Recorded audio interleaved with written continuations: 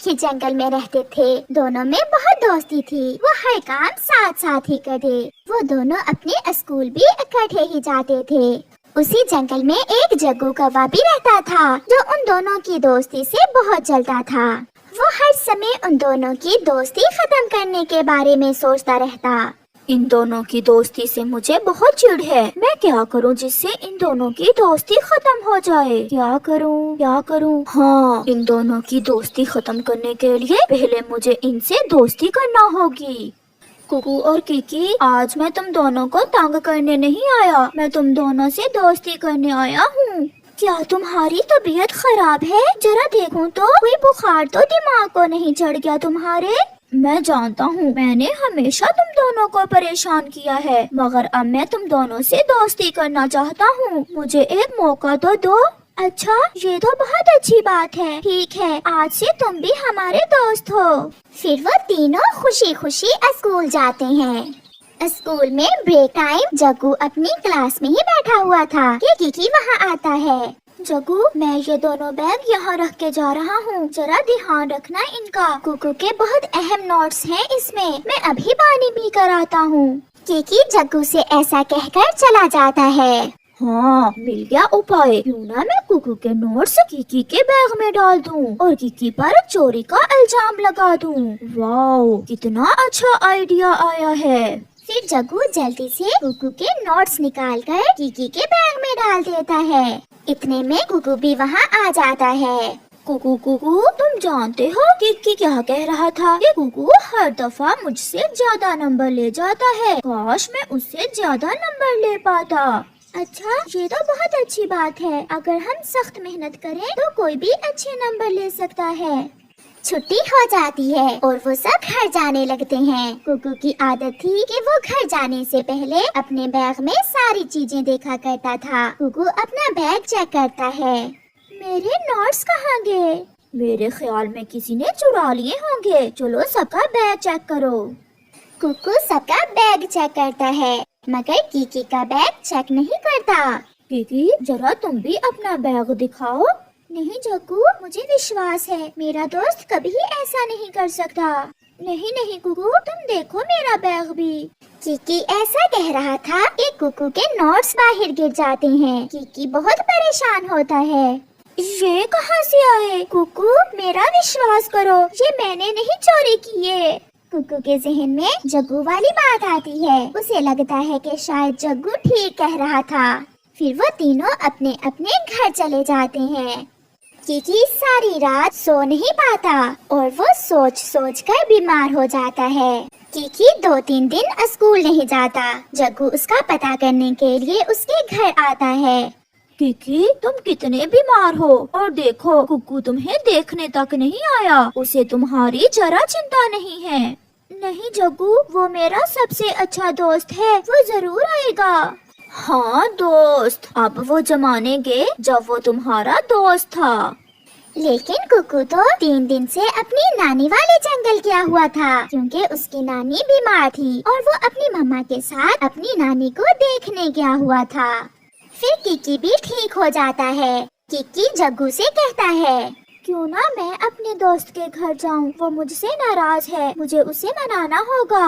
हाँ चलो, मैं तुम्हारे साथ चलता हूँ। फिर वो दोनों कुकू के घर जाते हैं। किकी, तुम बाहर रुको, पहले मैं अंदर जाकर कुकू को बता दूं कि तुम आए हो। अच्छा ठीक है। जग्गू अंदर जाता है, मगर घर पर कोई था ही नहीं। जग्गू खुद से ही बड़बड़ाकर आ जाता है। किकी, कुकू तुमसे मिलना नहीं चाहता है। वो कह रहा है तुम चले जाओ यहाँ से, अब हमारी दोस्ती हमेशा हमेशा के लिए खत्म। ये सुनकर किकी बहुत उदास हो जाता है और फिर अपने घर चला जाता है। फिर अगले दिन कुकू और किकी दोनों स्कूल जाते हैं। कुकू किकी के पास जाता है, मगर अब किकी कुकू से बात नहीं करता। जब मैं तुम्हारे घर आया तो तुमने मुझे अंदर आने से मना कर दिया और मैं 3 दिन तक बीमार रहा, मगर तुमने मेरी खबर तक न ली। और जग्गू से क्या कहा था कि आज से दोस्ती खत्म। तुम मेरी बात तो सुनो, ये क्या कह रहे हो? मैं तो 3 दिनों से यहाँ हूँ ही नहीं। फिर वो दोनों जल्द ही समझ जाते हैं कि ये सारी शैतानी जग्गू की है। इतने में जग्गू भी वहाँ आ जाता है। जग्गू, हमने तुम्हारा भरोसा किया लेकिन तुम अपनी हरकत से बाज नहीं आए। फिर गुगू और कीकी मिलकर जग्गू की खूब पिटाई करते हैं और जग्गू रोता हुआ अपने घर चला जाता है। प्यारे दोस्तों, इस कहानी से हमें सीख मिलती है कि हमें कभी भी किसी की बातों में आकर अपने दोस्तों पर शक नहीं करना चाहिए जब तक हम खुद अपनी आंखों से ना देख लें। आपका बहुत बहुत धन्यवाद। मम्मा, मैं भी आपके साथ जाऊंगा भोजन लेने। नहीं बेटा, आप अभी छोटे हैं, आप थक जाओगे। मम्मा, मुझे घर में डर लगता है। मैं अपनी पड़ोसन गोरी कवि को आपके पास छोड़ जाती हूँ, वो आपका ध्यान रखेगी। मम्मा चिड़िया अपनी पड़ोसन गोरी कवि की तरफ जाती है। पड़ोसन पड़ोसन, मैं भोजन लेने जा रही हूँ। मेरा बच्चा घर में अकेला डरता है। आप थोड़ी देर मेरे घर में मेरे बेटे के पास बैठ जाएं। हाँ हाँ, क्यों नहीं, पड़ोसी होते ही किस लिए हैं। फिर गोरी कवि चिड़िया के घर और चिड़िया बेचिंतित होकर भोजन लेने चली जाती है। चिड़िया भी पागल ही है, घर में इतना दाना पड़ा है और भोजन लेने चली गई। आंटी, ये दाना मम्मा ने बारिशों के दिनों के लिए जमा किया हुआ है। चुप करके बैठ छोटे चिड़िया के बच्चे। फिर गोरी चिड़िया का जमा किया हुआ दाना खाने लगती है। थोड़ी देर बाद कुकू गोरी से कहता है, आंटी मुझे सुसु आया है। तो फिर घोंसले में ही कर दो, मैंने दाना ज्यादा खा लिया है, मैं तो चली सोने। फिर गोरी सो जाती है। आंटी, बहुत जोरों का सुसु आया है। आंटी आंटी, कुकू का सुसु घोंसले में ही निकल जाता है, मगर गोरी कहाँ उठने वाली थी। चिड़िया भी आ जाती है।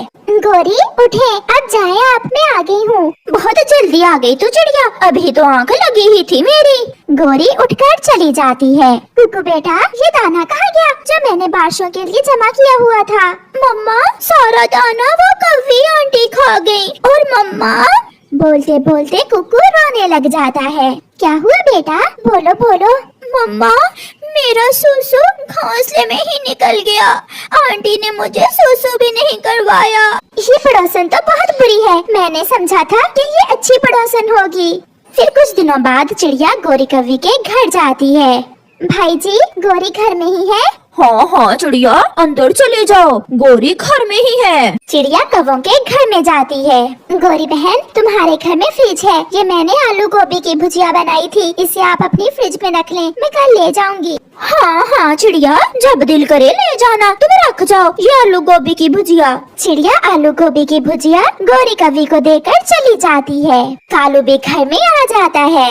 कालू, कल जब चिड़िया ये भुजिया लेने आएगी तो हम इसमें पेट खराब करने वाली दवा मिला देंगे, फिर आएगा मजा चिड़िया को रोते हुए देखने का।